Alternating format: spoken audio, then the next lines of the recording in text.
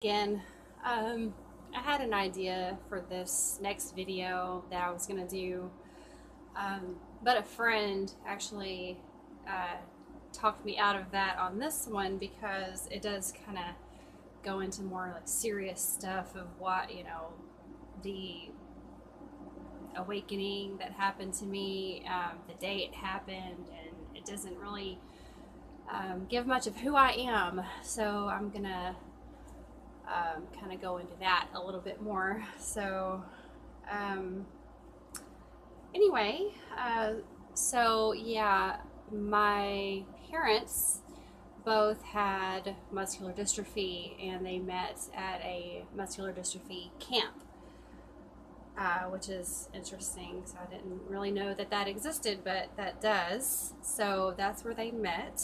And I was actually born premature. I was 5 pounds exactly. So, and then my mom passed away when I was 3 weeks old. And since my dad had Duchenne muscular dystrophy, he couldn't take care of me. My aunt, which is his sister, adopted me. So, yeah, that was in 1980. Um, and my aunt, I call my mom. So when I refer to my mom, that's who I'm talking about. So just in case that anybody gets confused about that. But so adopted by my aunt and uncle. Yeah, I didn't find out I was adopted until I guess it was pretty early. Actually, I think it was a bit too early for me to know that. I didn't really understand. I think I might have been 7 or 8 when they told me. And I remember writing on the backs of pictures in my room saying I want to run away and stuff like that. But, it's normal kid stuff, right? I guess. But, okay. So my aunt, mom, was raised in an orphanage. She was the oldest out of five children. And I know that that was really hard on her. It didn't really teach her.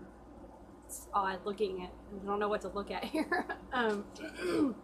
Excuse me. I know that the stuff that she does isn't her fault. So anything that I say about her, I do have the understanding that it's not her fault, and I know the reason why she does that.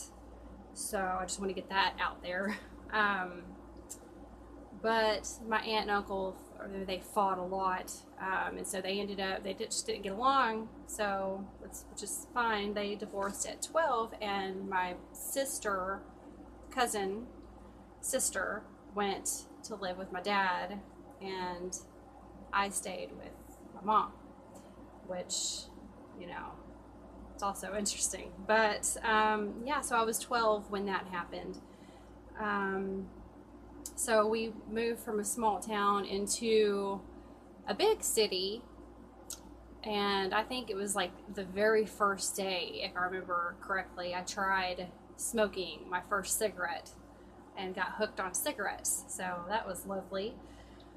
Um, but it was really hard on my mom, and I know it was. She took it out on me, all of her frustrations, which is easy to do in that kind of situation. But it does stuff to your mind. It just kind of makes you feel like everything's your fault. And in that situation, I'm already faced with, okay, my parents are dead. Oh, and my dad actually passed away when I was 15. So, here I was, a teenager, um, having to already experience a loss and a feeling of abandonment with my mom and my biological parents passing, and then being, feeling like alienated or feeling um, different because I know that I'm adopted.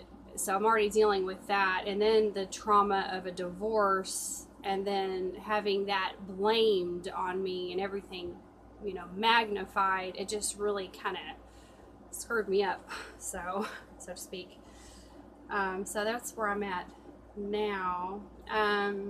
and all really my family knew is they would hear, oh well, you know, Carrie's treating my mom this way, and that she's yelling at her and she's being abusive to her. And so they kind of turned against me as well and were like, oh, well, my cousin actually came over one day and brought this, it was Mother's Day, and she brought this mug. It said, "Number one mom," and it was for my mom. And I was just like, I looked at her, I'm like, because she had just got done screaming at me and then left. And then my cousin came and she's like, you should be nicer to your mom. But anyway, yeah, so